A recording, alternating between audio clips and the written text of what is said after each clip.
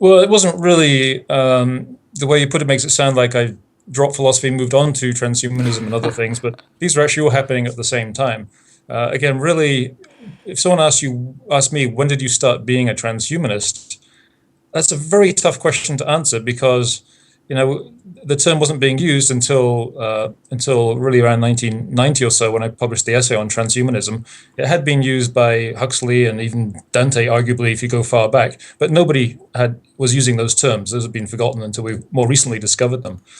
And yet, uh, from the age of 5, I was watching the Apollo moon launches. I was, as a child, I was making designs for rocket boots so I could fly to the moon.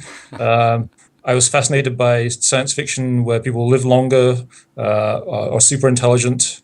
I'd always been fascinated by those ideas in one form or another. So I think I was at least a proto-transhumanist, pretty much always, as far as I can tell.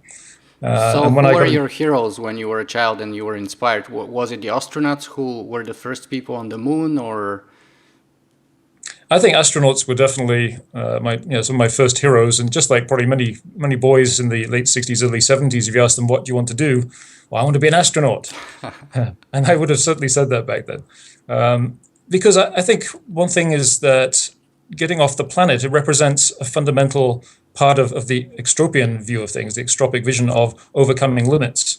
The planet's pretty big, but it doesn't seem so big these days. Being able to leave the planet, get out of our gravity well, create new societies off planet, that seems like part of our future, and it's one way of breaking limits. And that really became part of the idea of the extropy idea. And then combining that with the ideas of removing limits to human intelligence, to human creativity, improving ourselves emotionally, those all came together to form really the sort of the core of the principles of